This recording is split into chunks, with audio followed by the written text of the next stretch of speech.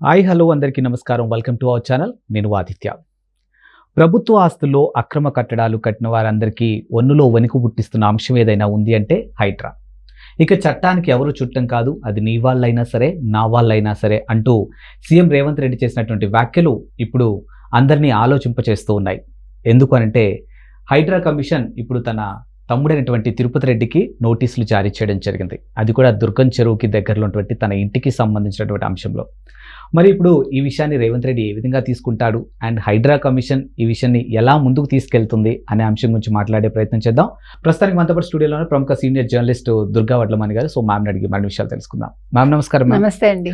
చట్టానికి ఎవరూ చుట్టం కాదు, అది మీ వాళ్ళైనా సరే మా వాళ్ళైనా సరే అంటూ హైడ్రా కమిషన్ ఎప్పుడైతే వచ్చిందో ఆ టైంలో సీఎం రేవంత్ రెడ్డి చేసినటువంటి వ్యాఖ్యలు అలాంటివి. ఇప్పుడు నేరుగా వాళ్ళ ఇంటికి సంబంధించిన వాళ్ళ సోదరుడైనటువంటి తిరుపతి రెడ్డికి కూడా ఇప్పుడు హైడ్రా కమిషన్ నోటీసులు ఇవ్వడం జరిగింది. FTL జోన్లో కానీ బఫర్ జోన్లో ఉన్నటువంటి వాళ్ళ ఇంటికి సంబంధించిన అంశంలో.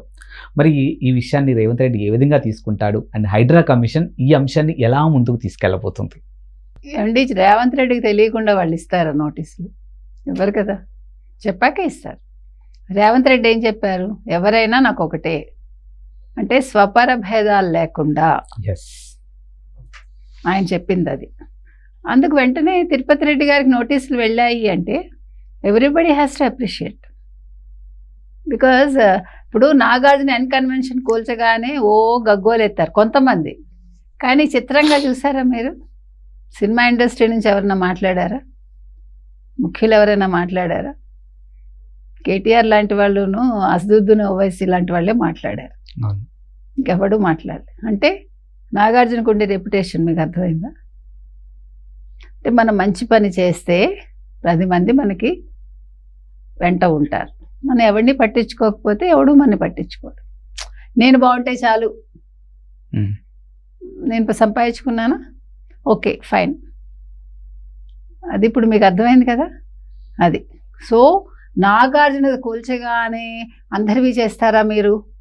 మరి ఇప్పుడు ఇవి కూలుస్తారా అవి కూలుస్తారా అని చాలామంది ప్రశ్నించారు కదా. దానికి ఇది నిదర్శనం. 204 దుర్గం చెరువు గర్భంలో అంటే నడి బొడ్డులో కావచ్చు, లేకపోతే మీరు చెప్పినట్టు పరిసర ప్రాంతాలు కావచ్చు, బఫర్ జోన్లు కావచ్చు, FTL కావచ్చు, ఏదైనా సరే వదిలిపెట్టేది లేదు. మొత్తం 100 చెరువులు ఆక్రమణకి గురయ్యాయి. టూ మచ్ కదండి. అంటే నీటి ఎద్దడి ఎందుకు వస్తోంది? వర్షాలు పడినప్పుడు రోడ్లు ఎందుకు జలమయం అవుతున్నాయి? ఇన్ని సంవత్సరాల్లో కనీసం 1 దశాబ్ద కాలంగా ప్రజలు చచ్చిపోతున్నారు నీళ్ళల్లో పడి. మొన్న కూడా ఒక శవం కొట్టుకొచ్చింది రామ్నగర్లో. ఎక్కడ? రామ్నగర్లో నడిబొడ్లు. ఒక అతను, 2 మోటార్ సైకిల్తో సహా పడిపోయి ఇలా వెళ్ళిపోతున్నారు. ఎందుకు? ఈ నాళాల మీద ఇల్లు కట్టడం వల్ల. ఇళ్ళు ఎన్ని కట్టారు మీరందరూ? ఎందుకు కట్టారు? ఎందుకు చెరువులు మీరు ముంచేసి అంటే చెరువుల్ని కప్పెట్టేసి ఇళ్ళు కడుతున్నారు? మీ గొప్పల కోసం, మీరు విలాసంగా ఉండడం కోసం సాధారణ ప్రజల్ని చంపుతున్నారు. మీకు ఎవడిచ్చాడు రైట్? మనం మొన్న మాట్లాడాం, మీకు గుర్తుంటే. ఇందులో మీరు పట్టించుకోవాల్సింది వీటికి అనుమతులు ఎవరిచ్చారు, ఏ అధికారులు ఇచ్చారు, వాళ్ళ మీద కూడా వేటు పడాలి అన్నాం మనం. రిటైర్ అయిపోయినా కూడా వదిలిపెట్టకూడదు అన్నాం. ఇవాళ అదే గవర్నమెంట్ చెప్తాం. రిజిస్ట్రేషన్ డిపార్ట్మెంట్, రెవెన్యూ, తర్వాత పొల్యూషన్ కంట్రోల్, ఇరిగేషన్, ఇట్లా మొత్తం సివరేజ్ బోర్డు కావచ్చు, GHMC కావచ్చు, దీనికి సంబంధించిన అందరూ కూడా ఏ అధికారైనా అదే చెప్పారు. ఇవాళ కింది స్థాయి నుంచి పై స్థాయి వరకు మనం ఆల్రెడీ మాట్లాడాం. ఇది ప్రతి ఒక్కళ్ళని వదలొద్దని చెప్తున్నాం. ఇది దుర్గం చెరువు మధ్యలో అయితే ఓ రేటు అండి, బఫర్ జోన్ అయితే ఓ రేటు. అంటే ఎంత దండుకొని ఉంటాడు ఒక్కొక్కడికి ఎన్నేసి విల్లాలు ఉండుంటాయి. ఎక్కడి నుంచి వస్తాయి వీళ్ళకి డబ్బులు? ఎందుకు ఇట్లాంటి అక్రమాలకు వెళ్తున్నారు? తిన్న తిండి సరిపోదా అండి? ఒక్కొక్కడికి సంపాదించుకుంటున్నారు, ప్రభుత్వ ఉద్యోగాలు చేస్తున్నారు, you are getting good money. ఇప్పుడు శాలరీస్ పెరిగాయి, మీరు హ్యాపీగా మీ రిటైర్మెంట్ అనుభవించవచ్చు. ఇంకా ఏం కావాలండి? ఎన్ని చేతులతో తింటారు మీరు? భోజనం ఒక చేతితోటే కదా చేస్తాం మనం, 10 చేతులతో తింటామా? తింటే చచ్చిపోవు నువ్వు. అండ్ కడుపు పట్టినంతే తింటాం కదా. కడుపు ఎంత తీసుకుంటుందండి? సరే, ఇట్ డిపెండ్స్. ఒక్కొక్క మనిషి కొంచెం ఎక్కువ తింటారు, కొంచెం తక్కువ తింటారు. పోనీ కిలోల కొద్దీ ఎవడు తినలేడు కదా. మరి ఏం చేస్తారు మీరు? అంటే అన్నం తింటలేదు, గడ్డి తింటున్నారా మీరు? పాపం పశువులకు గడ్డి లేకుండా కూడా చేస్తున్నారేమో వీళ్ళు. అది నిజమే కదా. అందుకే కదా అవి అడ్డమైన ప్లాస్టిక్లు తిని మనం ఎందుకు రోగాలు బారిన పడుతున్నాం అంటే అది కూడా మనమే బాధ్యులం.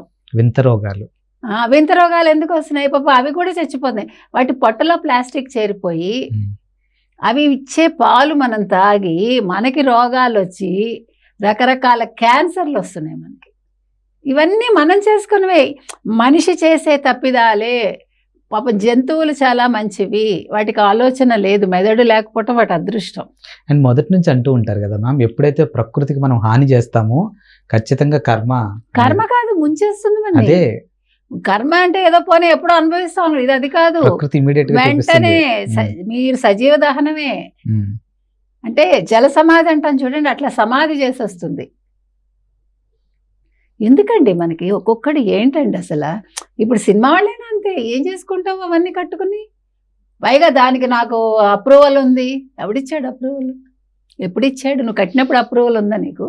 ఫస్ట్ ఇప్పుడు చూడాల్సింది అదండి. మీకు అర్థమైందా నా పాయింట్? అర్థమైంది. నేను కట్టానండి ఒక చోట ఒక బిల్డింగు, నేను ఏమనుకుంటాను తర్వాత రెగ్యులేట్ చేసేసుకుంటాలే. రెగ్యులేటరీ అధికారులు ఉంటారు కదా, తినిపిస్తే అయిపోతుంది. అది ఎప్పుడు చేసావు నువ్వు, ఎప్పుడు కట్టావు నువ్వు అనేది బయటకు తీయండి మీరు. కోర్టులు కూడా ఇది ఆలోచించాలి. వాళ్ళ జడ్జిమెంట్లు మనం ఏమి ప్రశ్నించట్లా, బట్ వాళ్ళు న్యాయమూర్తులు కాబట్టి వాళ్ళు సక్రమంగా వాళ్ళకి తీర్పిస్తే ప్రజలు హ్యాపీగా బతుకుతారు, ఊపిరి పీల్చుకుంటారు. అంటే ఊపిరి అంటే మామూలు ఊపిరి కాదు, మంచి గాలి, చక్కటి వాతావరణంలో రోగాలు తక్కువగా, మనుషులు ఆనందంగా బుర్ర చక్కగా పనిచేసి పనిమంతులుగా ఉంటారు. కాబట్టి అంటే మనం అనుకుంటా ఈ ఒక్కటే కదా, నా ఒక్క ఇల్లే కదా, అందరూ ఒక్కొక్క ఇల్లే. అవును, 100 ఇళ్ళు అవుతాయి. ఆ 100 ఇళ్ళు 1000 మందిని ముంచుతాయి. ఇప్పుడు చూసాం కదా దుర్గం చెరువు సరిహద్దులో దాదాపు 243 ఇల్లులు. అదే ఇప్పుడు తిరుపతి రెడ్డి గారికి నోటీస్ వెళ్ళింది, అది రేవంత్ రెడ్డి గారికి తెలియకుండా వెళ్ళదు. కాబట్టి ఇక్కడ మనం ఏం తీసుకోవాలి? నా తమ్ముడైనా ఒకటే, నువ్వైనా ఒకటే. వీళ్ళందరూ అడిగారు కదా నీ ఇంట్లో వాళ్ళవైతే చేస్తావా అని. ఎందుకు చేయరు? రేవంత్ రెడ్డి చేసి తీరుతాడు. రేవంత్ రెడ్డి చేస్తేనే రేపొద్దున హీరోగా నిలబడతాడు. హీరోగా నిలబడడం కోసం చేయట్లే అతను, తన మార్కు చూపించుకుంటున్నాడు అంతే. ఇప్పుడు హీరో అయినా జీరో అయినా పెద్ద ఫరక్ పడదు మనకి. ఇప్పుడు ప్రజలు కావాలని కోరుకున్నారు. ఆయన ఏం చెప్తున్నాడు? మంచి నగరాన్ని నేను మీకు ఇస్తాను అంటే ఈ మొత్తం ఈ నాళాలు ఇవన్నీ సక్రమంగా అయిపోయాయి అనుకోండి.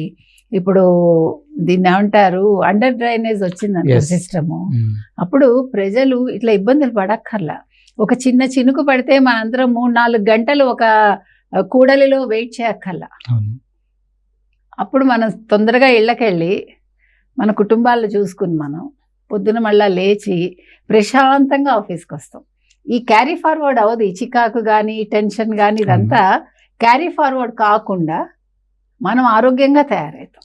ఇప్పుడు డే టు డే టెక్నాలజీ ఏ విధంగా మారుతూ వస్తుందో, ఎట్ ద సేమ్ టైం మీరు అన్నట్టు దశాబ్ద కాలం నుంచి చూసుకుంటూ వస్తుంటే కూడా సంవత్సరానికి ముంపు ప్రాంతాలు కూడా ఎక్కువైపోతున్నాయి. మరి ఎందుకు అవుతున్నాయి?